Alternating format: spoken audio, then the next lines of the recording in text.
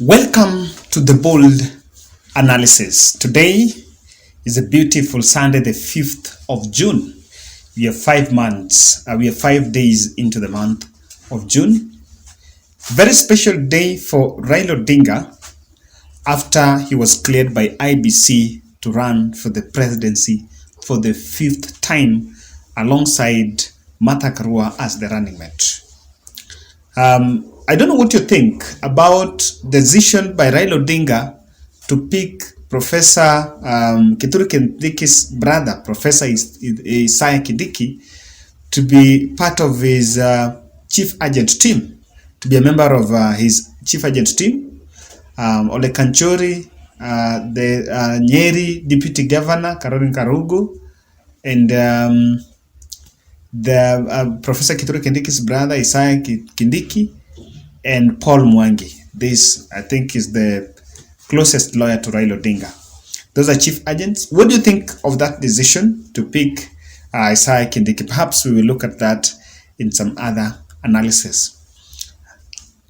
A question that when I was having conversation with some of my few friends, and it is a question that everyone else is been asking.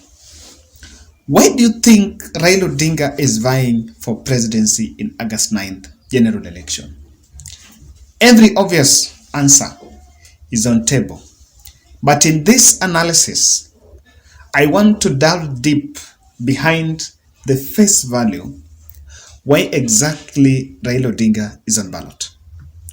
One thing you need to agree is, do you think Raila needs money? Yes. But is that the principal focus? No.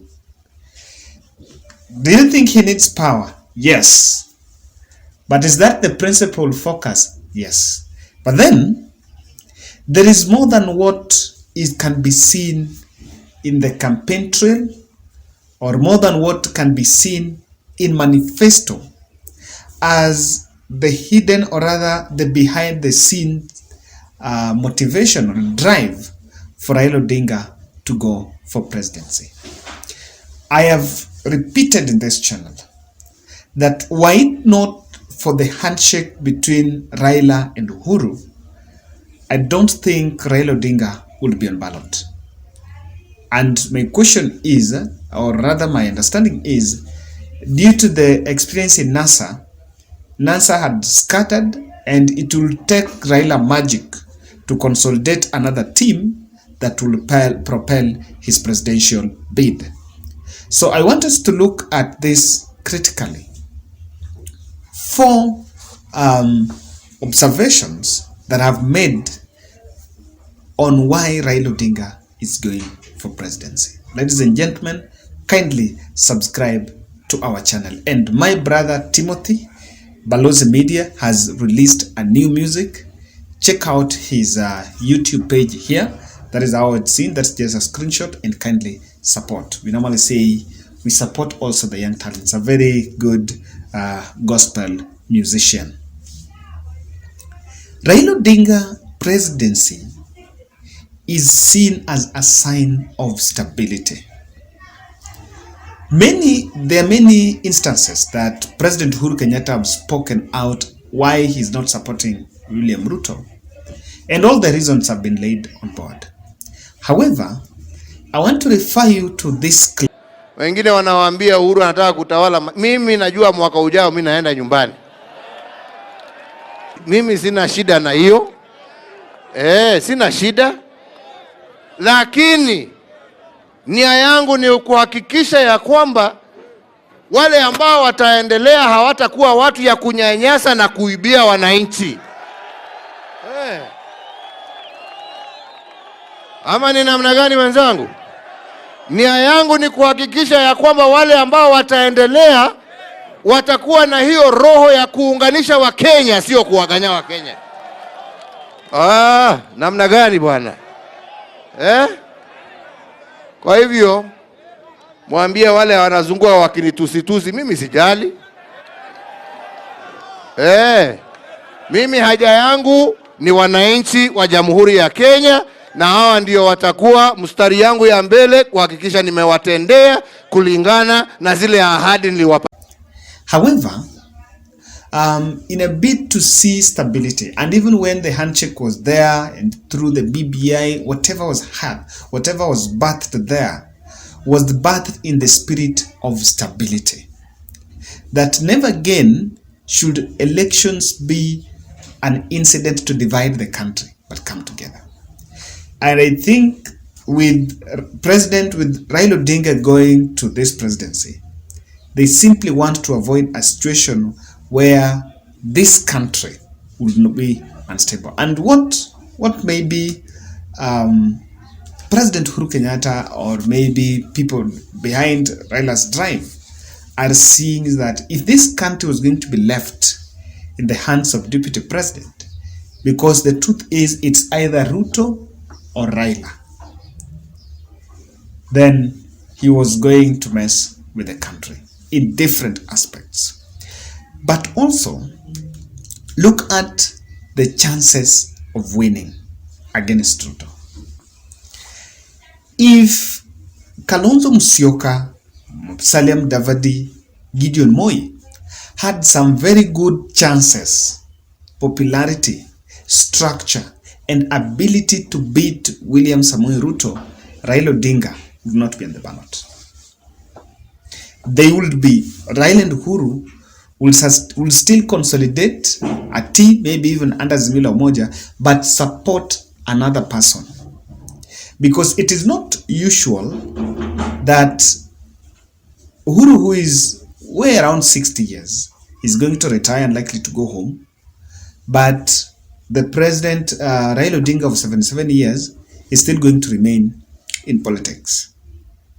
So what is happening here is, number one, the chances of Raila Odinga winning this election is high.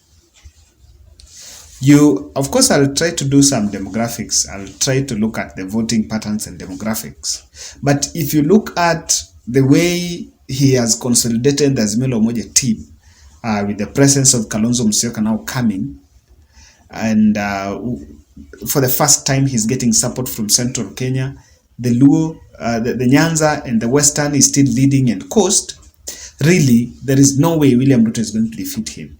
And he was the only person that could face off with deputy president.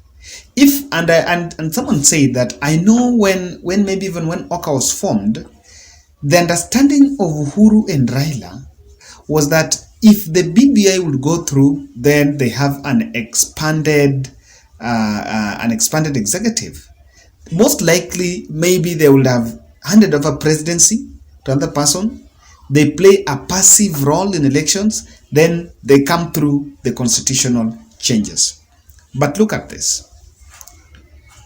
Why do you think Uhuru supported Raila in this? And that is one of the reasons why Raila is going for this presidency. Raila is in politics to win, for number one. But Raila's active involvement in politics will give President Uhuru Kenyatta breathe air in the political life of President Uhuru Kenyatta, because Uhuru will not go for retirement. I don't know how after the elections, if Raila is a president, someone will keep on telling President Uhuru Kenyatta to go home while he's nearly around 60 something years there, while Raila is in way going to 78. So Uhuru is not going to go home. Uhuru is going to remain active in politics, and that is why Raila has to remain active. That is one of the reasons, and that is important because of what I call power transition. When Raila wins the president and while he's in ballot, there are three things that will symbolize, or there are three things that will play out. One is the constitutional changes, or rebirth of a BBI in whichever way, it might take a different way. Two is gamer interest. Now let's look with the constitutional changes. In 2005, when Raila and the team went against Mwai Kibaki's constitutional changes, it failed. But 4 years later, in the Grand Coalition government, they were in a position to find a new constitution and work it out. Now, part of the why it passed in 2010 is that both Mwai Kibaki and Raila Odinga had learned their lessons, and they knew what was wrong with the other draft and how they would go through the constitutional changes. Now, in this time round, they will, before they push to seek for the popular vote, they will make sure that they seal the loopholes. Using the BBI High Court ruling, seal the loopholes that will maybe see a court bringing it down.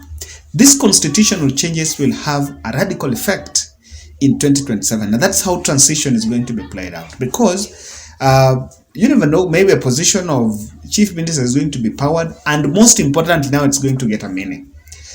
Whoever is going to be in opposition will not have the audacity to reject a constitution because of position of chief minister. While the whole country have seen that in this election, each camps have tried to come up with the position of chief minister. Whether Raila is going to seek another term or not, it might also looking at the relationship between Uhuru and Raila Uhuru and Ruto in the last 10 years. Any constitutional change will try to strengthen maybe the office of vice president, or perhaps look at how they can bring good blood between the two, or vice president to subordinate the president in a manner that the two offices can be detached, or rather maybe give more powers presidency and that. Some of these constitutional changes are going to be key indicators on how the transition politics is going to also will signify end of the liberation era, so that power may be handed over now to the third generation. The third generation is William Ruto's generation. Raila's generation is the liberation. 3 is the gamer interest. If there is a concerted effort by the gamer nation to still be in power, perhaps in 2027 or after Raila, then that could only work with Raila. But with William Ruto, the kind of brand of politics that they have done, they had realized that William Ruto was not going to serve the interest of gamer. And most importantly, they realized that this is not what would actually help the region. Lastly, and sadly it's lastly, but it's one of the most important reasons why Raila is vying: fulfilling the dreams of economic liberation. And let's say economic and political liberation. Raila, in this country, I was going through just a brief of that political profile, and I wish you just find time to read it. One that captured my attention is the 6 years detention from 1982 to 88. Then another one again when he went now to Norway, went for political exile to Norway, then came back. These two, all the way to working with KANU, the constitutional changes of 2005, the new constitution 2010, the ABC revolution and all that. Raila has been doing reformist politics for better part of his political career. Now, the political reformist liberation has happened both in the second liberation, that is in the 1990s, and this is the third. But in the third liberation, it has metamorphosized not only to political rights, but also economic rights. And perhaps this has been brought about by eventualities in the political scene, international scene, when the issues of corruption were really taken into keen interest. And I might be getting this wrong. However, this is what I say: that Raila would fulfill the economic liberation dreams by fighting corruption. It's something that Raila will go down with and perhaps have a legacy, and Kenyans will want that. It's a fight against corruption.